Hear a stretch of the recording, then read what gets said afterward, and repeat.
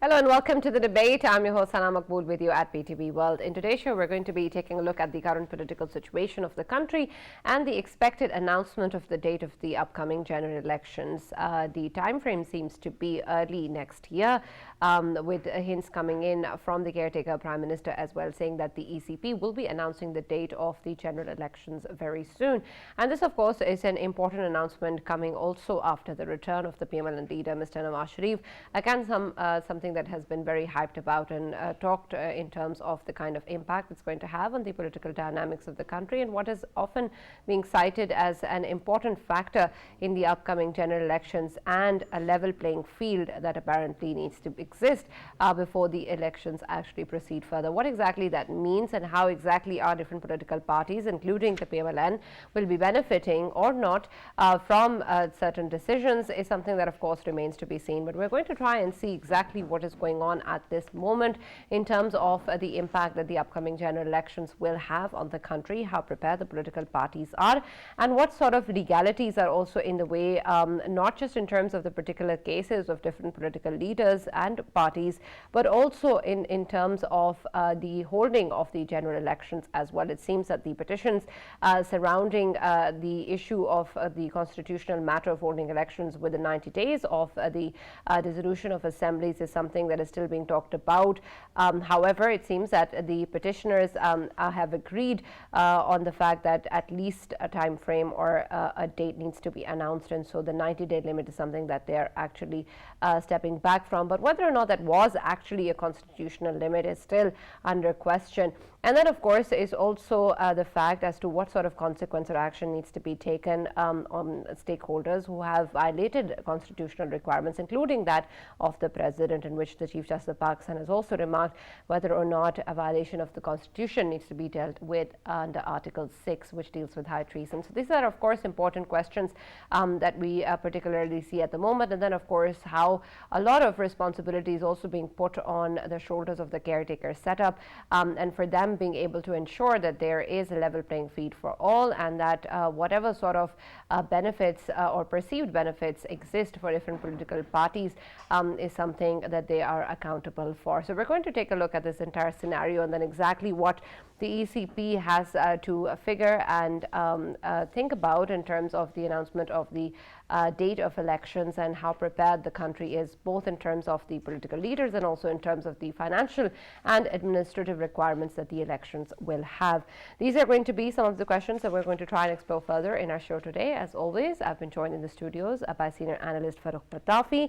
We've also been joined online by Mr. Khurram, who's a senior journalist, and Mr. Salahudin Safdar, spokesperson FAFEN. Thank you very much, gentlemen, for being part of the discussion. Let me start with you, Khurram Saab. The issues, of course, surrounding the time frame of the general elections has been something that we have talked about a lot. It seems that early 2024 was a time frame that was talked about previously as well, and now January 2024 is another area in which a lot of people seem to be pointing towards, with, of course, the caretaker Prime Minister also saying that the ECB will be announcing the date of general elections very soon. What are your expectations, especially in terms of the current political scenario, of how soon we can actually hear that, and whether or not the ECP is in fact prepared to hold the general elections, say, January 2024? I think, yeah, now the things are quite clear, and we can see elections happening in the last week of January, as the Election Commission of Pakistan has already announced, because the case is in Supreme Court now, and the supreme leader of a major party, Pakistan Muslim League Nawaz, Mr. Nawaz Sharif, is already in the country, and the caretaker Prime Minister, Mr. Kakar, also ensured yesterday once again that he is expecting elections very soon. And actually, he said that he is waiting to vote for the country, and he himself is waiting for the time when he will be able to poll his vote. So I think the scenario is quite clear now. And I think the time frame which was given by the Election Commission of Pakistan earlier, that was the last week of January, is very clear now, and I think we will be having elections in that same time period. But I don't think that the Election Commission of Pakistan will be announcing date at its own very soon, because the case is in the Supreme Court, and I think Supreme Court has already called call them, and they will go in the Supreme Court, and they will tell the Supreme Court what plan they have to conduct election, and I think it will come from the root of Supreme Court. But I think we will be having date in a due course, not more Right, than two but weeks Khurram time. Saab, the involvement of the courts at this point, in terms of what you're saying, also seems to be just a formality. Is that more than that in terms of the decision regarding the constitutional matter of 90 days? Because that, of course, has passed regardless, even if it is announced today. So do you think that now the matter is just in terms of a procedure that needs to be followed, and in effect, it is the ECP deciding the date? No, actually, several people had filed petitions, so Supreme Court had to take up this case, and they did take up this case. The case was about conducting the elections in 90 days time period, which is not possible now. And as the Chief Justice said earlier, that it is not possible to conduct elections within 90 days now. So we know now that. Elections can't take place within the 90 days time frame, which were being asked by several parties and people, and it is most likely that the Supreme Court will lead the situation now, and they will seek a reply from the Commission of Pakistan, which will give a date for the elections, and then Okay. Supreme Court will wind up the case by announcing that okay, just go and hold the election on this date. So I'm Right. expecting that the matter may be settled down by the next week. Right. Salahudin Sahab, the issue, of course, with regards to the conduct of general elections is important. But before that, I also want to explore the issue with regards to the constitutional requirements and, of course, what the court was looking at. It seems that at this point in time, everybody wants to actually forego all of that and go ahead with what is happening right now for the sake of having at least a time frame for the conduct of general elections. And I understand that that actually might be in the benefit of the country, but is that the way forward in such scenarios, or is that an advisable route to take given the current scenario, irrespective of whatever has happened or whatever the constitutional requirement may be, given the fact that now we've already crossed that? Is it okay to let go of whatever it was that was perhaps that should have been done, but now as things are moving forward, it's okay to just look at that? Uh, of course, Sarah, thank you for having me on the show again. Regarding the Supreme Court's intervention into the case of election, whatever the Supreme Court decides will hold relevance for the next election. It will decide the right interpretation of the Constitution's article that whether or not delimitation can delay the elections in future. But for now, the time has passed, the window has passed. Now, whatever Supreme Court decides, the election will be held after the 90 days time period. Whether it decides that delimitations were necessary, even in that case, the election will be held according to the window as described by the Election Commission earlier, or it decides that the delimitations were unnecessary, Election Commission should have upheld the 90-day time period. Even then, the election will be held again in the same window somewhere in January, as the Election Commission earlier decided. Now, what could be done? As the Constitution is very clear that there is nothing wrong with something done later than it was to be done earlier. If it was to be done on a certain date and it was delayed, there is no issue with that. So the credibility, the constitutionality of the elections will not be affected by that. Is there not, though? But there seemed to be a huge debate of a time frame or a timeline, and of course timelines exist for a certain reason. Is it not important to follow them? It is certainly important to follow them, or but delimitation were also a legal requirement as laid down in the Elections Act 2017. It was the only legal recuse, only legal way to delay the election to a certain period. Now that has passed, there is no other excuse left to delay the election any further. But as we discussed during our last show sometime in September, that it would have been better if the Election Commission was upfront and more transparent in its announcement of the election date, or in laying out the various scenarios which could have transpired in the days to come. For instance, Section 14 of the Elections Act very clearly says that the Election Commission will give an action plan of a general election 4 months before the election day.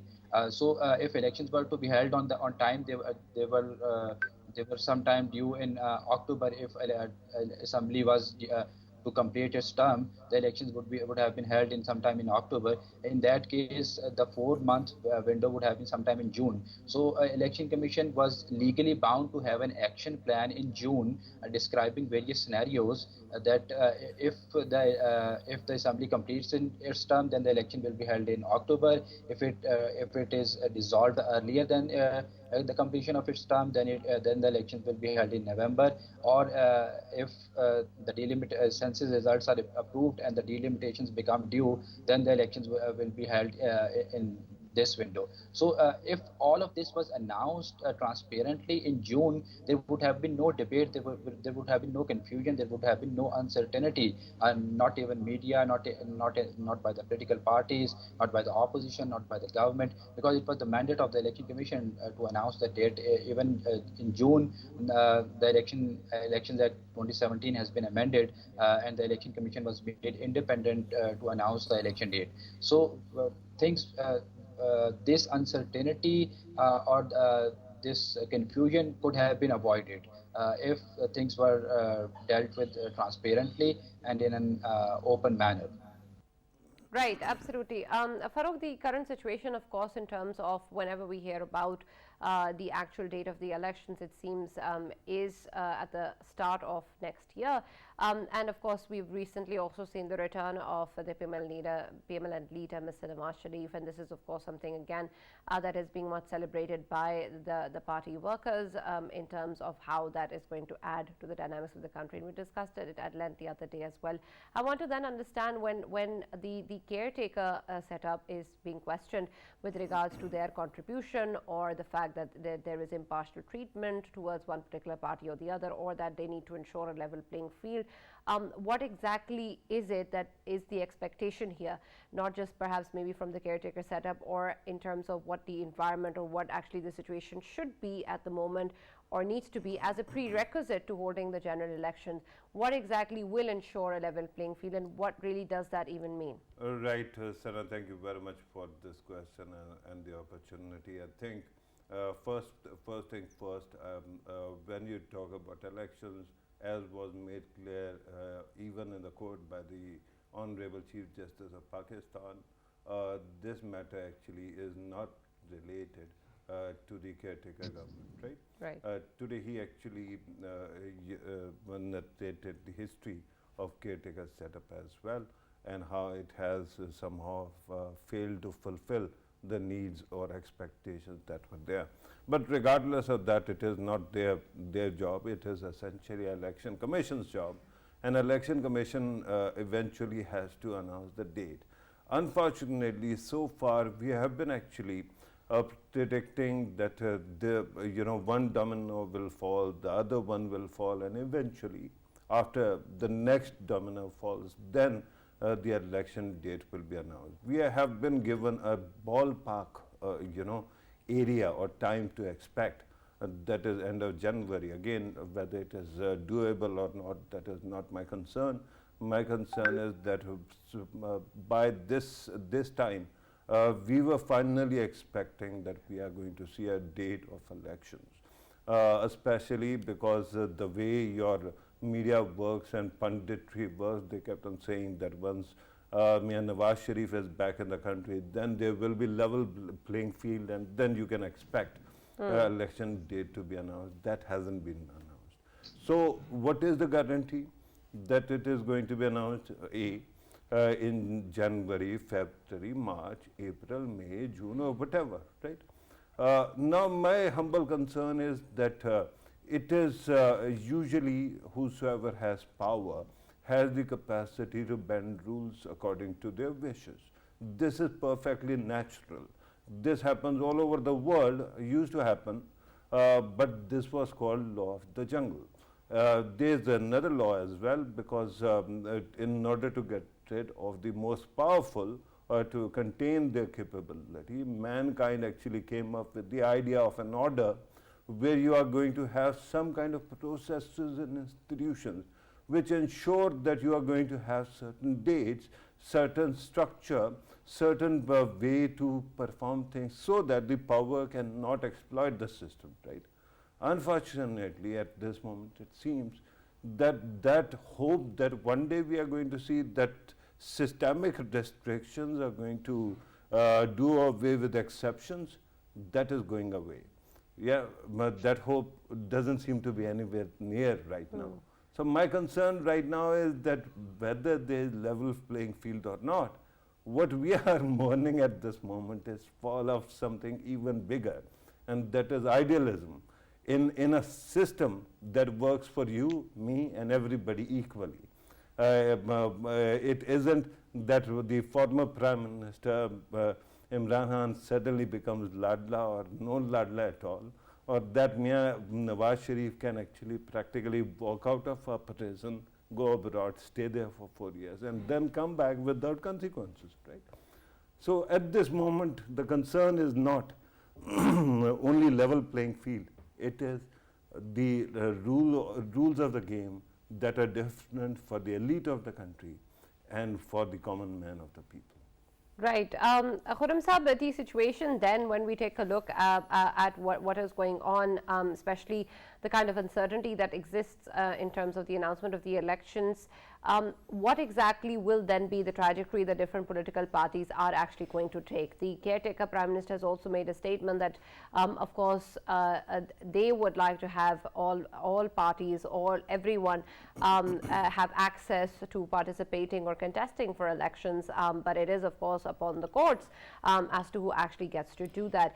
But then I want to understand exactly what that means for different political parties, including PMLN, PPP, PTI, and the rest, as to what really is going to be the current situation moving towards, say, the early part of next year, whether or not there is enough preparation, there is enough momentum, and there will be enough participation or clarity as to what exactly the parties are going to be doing. Well, I think when we talk about political parties of Pakistan and equal opportunities for them to contest elections and to provide a level playing field to them, I think we don't talk about realities. The reality is that one of the Pakistan's largest party has been contained, and its leader is behind bars, and it is not being given an opportunity to nominate its candidates independently. The reality is that it has been reduced to the lawyers which are representing the party leadership and the other people of party in courts. They have become the known faces of the party, and all other politicians. But Khurram Sahab, I want to understand that when we talk about equal opportunities, does that not mean that we also take into account the current realities as to what is going on? Of course, different cases under the court are a reality, different actions of political parties are a reality. May 9th was a reality. There is so much that actually is happening or has happened.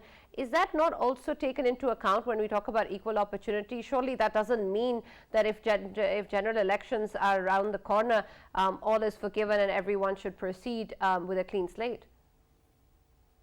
No, I think if you talk about elections, and if you could talk about elections campaigning, and if you talk about all political parties, you must discuss the one major political party of the country, which used to rule this country just 1.5 years ago. So without discussing that party, you can't really say that we are talking about the equal opportunities or the level playing field. So this is a bitter reality that there is no level playing field in this country at the moment. There are some parties which are being provided leverage. There are other parties which are being subjected to severe actions. So until this moment, when we speak, there is no level playing field in this country. there is a preference for some parties and there is no preference for other parties. So I think if as a country and as a nation we want to earn a reputation of free and fair elections, we must provide level playing field to all parties. I mean, I won't take names of the parties. It may be People's Party, it may be PMLN, it may be JUIF, it may be BNP, it may be BAP of Balochistan. I'm talking about all parties. So until and unless we provide equal opportunities, the level playing field, the real level playing field, which means that every party has a right to nominate its candidate. Every candidate of every party has a right to campaign freely, to publicize its agenda freely, to hold processions freely. Until that time, we can't say that. But does that not already exist? That's what I want to understand. Does that not already exist? Of course, the conditionalities that exist, there are the courts, there are the legalities, there are certain actions that are, of course, already underway. I want to then understand that's a consequence of different things that is already happening. Surely, if there is something, for example, proceeding against somebody in a court, or if they're convicted or something, it doesn't mean that when we talk about general elections, a level playing field, that needs to be put aside and they need to be given a right to contest, to express their mandate or to campaign, right? No, actually, if we speak about the truth is that the level playing field doesn't exist there. The truth is that we are taking action against some parties and we are providing opportunities to other parties. I would not like to quote example, but I think I should quote this example now. Just on the weekend, there was a huge public rally of one party at Minare-Pakistan, and another and that rally was supported by the local administration. And on the other day, just the next day, there was another party who was not given an opportunity to hold even a small workers' convention. All like few dozen people who gathered to hold a convention were arrested. So I mean, in these circumstances, how can a sane person call it a level playing field or an equal opportunity? So I think the state should be tolerant. The institutions should be tolerant. They should. I mean, of course there are cases. Of course there are legal actions. Of course there is everything. But nobody is asking for stopping a legal action against the culprits who did something wrong. You must take action against those people, but you must not deny opportunities to a political party.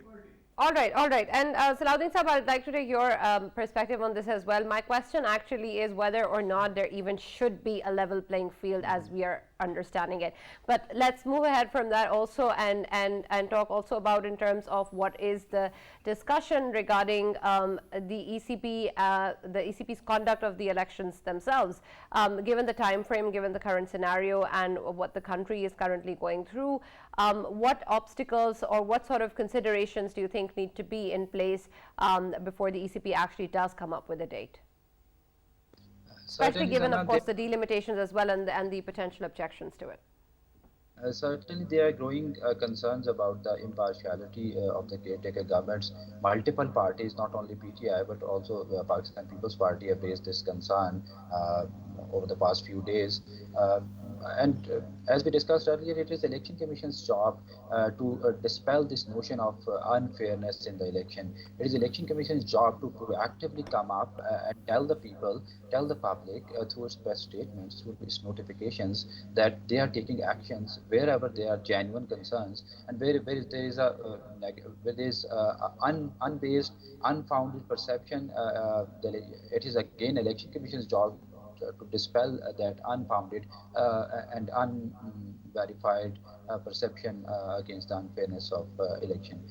Coming to the Election Commission's preparations for the elections, certainly there have been raised concerns about harsh weather in the month of February, but we have seen elections in the past being held in the extreme winter months. There was one general election of 1970 held in on December 7, and the provincial elections were held on December 17. Then there are three general elections that have already been held in the month of February.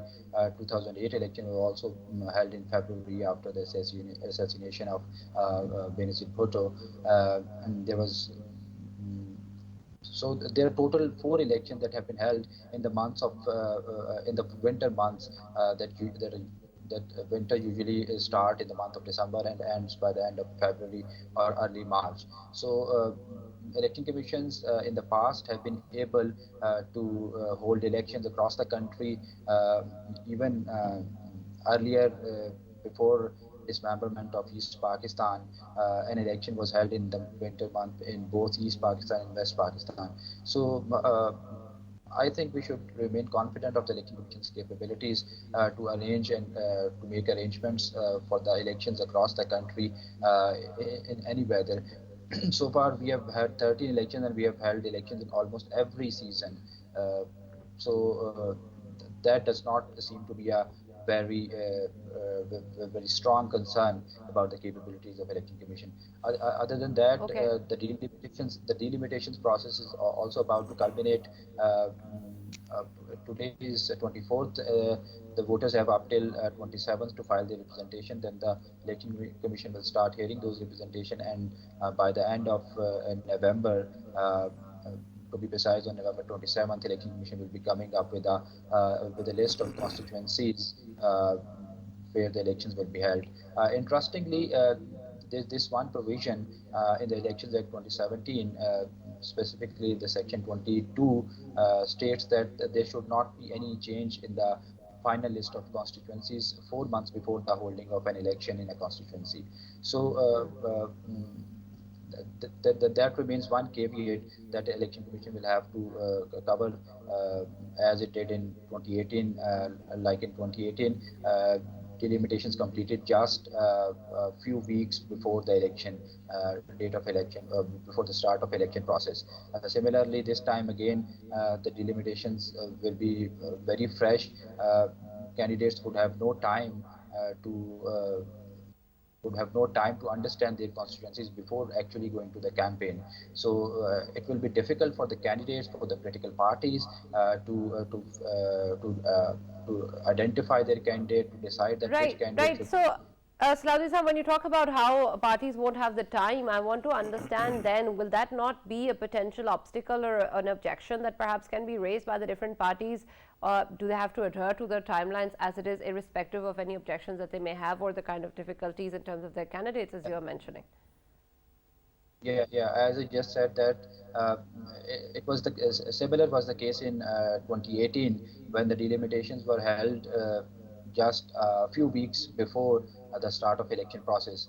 So if the political parties accepted those delimitations in 2018, so I don't think the political parties will be coming up with a strong excuse, specifically when almost all main parties are saying that the election should be held instantly or immediately or without any further delay. So it would be difficult for them, but they would not want it to be an excuse for further delay in the elections.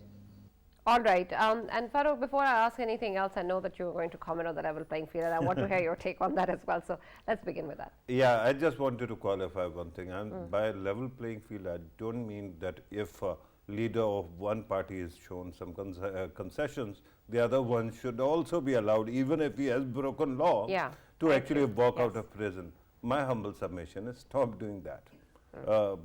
Stop actually showing exceptions or creating exceptions, because in the end it will come back to haunt you. I think that the leader who was coming back, prison would have even been a golden opportunity for him to actually show that he is actually vying for something very different. But that didn't happen, right? Similarly, when you talk about accountability, remember those days when May 9th had happened and there were action being taken, and you were repeatedly giving me grief that I would say that everybody is going to be held accountable, and you would say people who actually speak to press and join another party, whether their crimes are going to be forgiven or not. The question is, why is it being forgiven now, right? So this is essentially the question of rule of law first of all, rather than anything else. I'm totally on board with the idea of taking action against anybody who has broken law. But if a court has actually indicted somebody, if a court has punished somebody, then the court should actually, there should be at least some semblance of a process to clear that person's name, right? Today was a start, but then I go back to Saturday, Friday and Saturday when, PMLN's Supremo was coming back to the country. At that time, I had some health scare regarding heart, and I drove very quickly to the hospital. Coming back, I was stopped by the policeman, right? And I was thinking that for the working man, when you are ill, even your home and your own car can become a prison. But if you are affluent, then prison opens its door and you can go abroad to seek medical help. These are the issues. So, look, in this country, I had this unfortunate task of explaining many bad things to my kids. And I had to actually one day have that conversation when, APS Peshawar took place. Why is it that people who are actually taking our religion's name are killing innocent kids, right? Similar kind of propositions in the past as well. But now it is becoming more and more difficult for me to have those conversations, because kids then hold you accountable. Yeah. They're asking what is going on, is there going to be a system or not? So this is the concern that I've got. For 25 years, Sana, I've allowed my moral compass to lead me, and I've been very comfortable. In the past, there were moments when it actually would keep on whirring around. But then, even then, it was okay. Now it has stopped working. I don't know why is it getting wobblier every day. If we are going to continue to do the same thing over and over again, are we expecting any kind of different results? The question now is essentially, remember, people keep on looking at the army, at the judiciary, at the parliament when it was their caretaker prime minister of government. The actual party that needs to answer for these things is the Election Commission. It has to give you a date. It has to ensure that whatever powers it enjoys, it uses them to ensure that there is rule of law and nobody is taking advantage of that. Why is it not speaking up right now? That is my concern. All right. Let's also, Farrukh, talk a little bit about the different parties, prime ministerial candidates as well, and what exactly are they going to be talking about when the campaign actually does begin. The PMLN's sort of narrative was a bit clearer when the rally actually happened last week, and we were not exactly sure what sort of route PMLN or other parties are actually going to be also taking at this point in time, and what are going to be the important areas that they're going to focus on. All right. Sana, usually it is when you talk about Westminster parliamentary form of democracy, it is structured in a way that essentially you don't need to know which party is going to forward which candidate, right, for the premiership, because then it is a party and parliament is going to elect a prime minister no matter what. But usually in the past, whosoever had a clear candidate, it actually helped that party to get ahead. At this moment, I see only one party that has actually announced that it is going to have one prime ministerial candidate, and that is People's Party. We don't know what will happen to PTI, because if the former prime minister is actually convicted, then he is disqualified, right? Similarly, in PMLN, we see that there is talk of 2 or 3 prime ministers. Mian Nawaz Sharif is being promoted as the prime ministerial candidate, but we never know what is going to happen, right? There are many moving parts.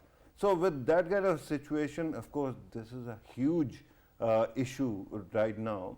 But I don't know what will happen regarding the other issues like debate on substantive matters, manifestos. Our democracy has never been able to work on concepts or policies before the elections come. That's why all political parties create a very willy-nilly kind of manifesto which is forgotten on the election day. And once they're in power, they are so clueless because they don't have a program.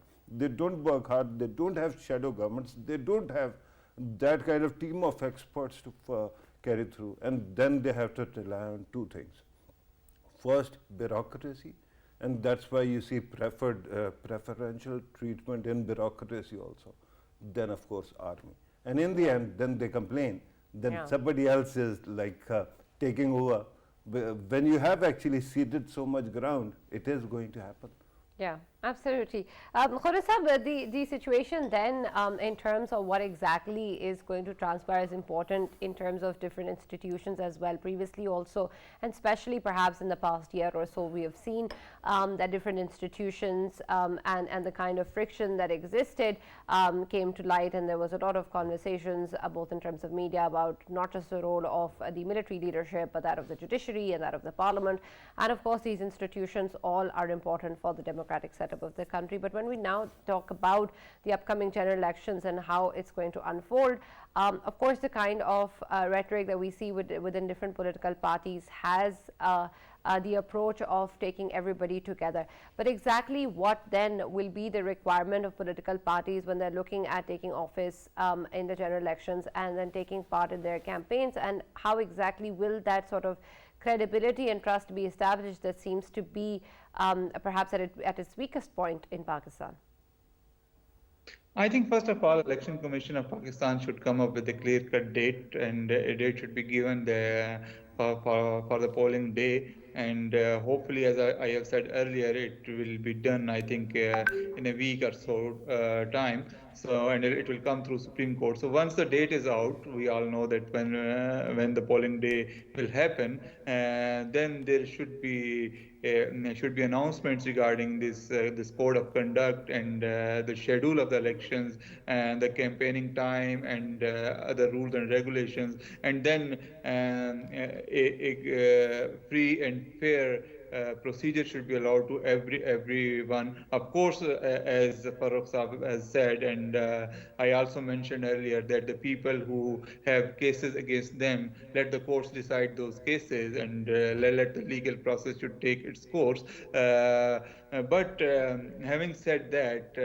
as they say, that the justice should be seen happening. So we should see that the atmosphere is free and fair for everyone, and every party should be given a free hand, a campaigning opportunity, and every party should be allowed to nominate their candidates freely, and there should not be unjust cases against the nominated candidates. And then the administration should not be siding with one party, as we have seen in the recent past, that the administration stood firmly with one party and against another party. So all these are the prerequisites which the Election Commission should ensure now, because now the Election Commission of Pakistan is in charge of the whole process. Even the caretaker government is an assistant body to Election Commission of Pakistan. So this is the Election Commission of Pakistan.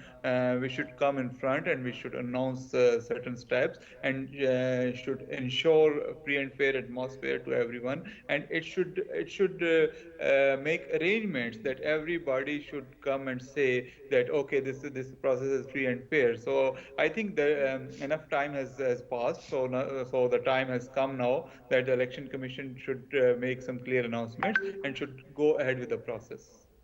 All right. Salahudin Sahib, the issue, of course, so whenever we talk about elections is whether or not they're going to be free and fair. And this is, of course, an important role that FAFEN also plays. And I want to understand then what exactly will be the necessary steps given the time frame of these general elections to ensure that these elections are in fact free and fair. Of course, when we talk about different political parties and how they view the elections, it seems that whoever actually loses will always complain. But then I want to know, with bodies like FAFEN, how will you be able to ensure prior to the elections that we're able to ensure maximum transparency and that we actually move ahead with the most free and fair elections in the country? Sana, there are several aspects of an election. There are electoral rules, that who will be voting on the election day, then there are delimitation, that where you will be voting, and who will be your candidate and who will be your electing. Then there are election day processes, then there are result consolidation processes. So to categorize an election to be free and fair, in all of these aspects, for a free and fair election, all of these aspects should be according to the law, should be inclusive, should be transparent. If any of these lack transparency or freeness or fairness, then obviously there will be some compromises on the integrity of election, and one party or another may call that election into question, and the election may not achieve the ultimate result, that is of achieving a political stability, because all the purpose of all of this exercise is to attain an order, to attain a state of government that is respected by all, that is according to a set rules of game. So these rules of the game should be followed in letter and spirit. All of the processes should be according to the law, and should be inclusive and should be transparent. Then we'll be able to call these elections free and fair. Right. Thank you very much, Salahudin Safdar, for joining us, and thank you very much, Mr. Khurram Shahzad, for being a part of the debate as well. Farrukh, of course, the issue when we talk about the different political parties, and of course how there needs to be an acceptance of election results, is something that is always a question mark. But I want to know then, given the current scenario with the kind of perhaps polarization that exists in the society, will we be expecting a smooth electoral process, and will then, when we talk about parties talking about their objections or claiming that the electoral process did not go as they had hoped for, or perhaps they have certain concerns over its transparency, will that potentially be something that can actually perhaps further divide the country, or do you think that there are hopes that whatever political party actually comes to the front is able to handle that, and that the ECP is also accountable in terms of ensuring that free and fair elections exist? Right. Sana, unless you actually make it illegal by law to actually say that elections were rigged, or that they were not fair or free, people will always, this is our political culture in this country. I don't remember any elections where all parties have agreed. Only one party wins. For the rest of them, it is always some kind of rigging that has taken place. This is our culture. So that will happen. All I am saying is, at least make it so smooth and fair that people cannot discern that something extraordinary is going on, right? And that becomes a problem, because at this moment 50, 60 channels are sitting there. All of a sudden they start behaving like similar kind of bots, and then suddenly they come up with very strange kind of arguments. That becomes a problem. It is going to be a problem, and it can create a lot of issues after elections, stability wise, because then remember, there were times when it was difficult to actually walk around PTV, because in 2014 PTI was sitting here and protesting, and then TLP kept on coming, and then others came, right? With that kind of situation, all you have to do is ensure that there remains some semblance of level playing field, some semblance, right? But this is, again, I don't want to make it personal, but my concern is that it has started getting to me, right? Perhaps it serves me right for expecting too much from people that I like, but the first principle that I was taught when I was starting journalism 25 years ago was stop expecting from people. So I think that I'm going to finally pay heed to that, and then I'm going to get disinterested. But at this moment, if you want to ensure you have enough of grounds to make it feel fair and free, right? At least start with a date for elections. At least make sure that people suddenly don't start getting concessions which are difficult to explain. This is all.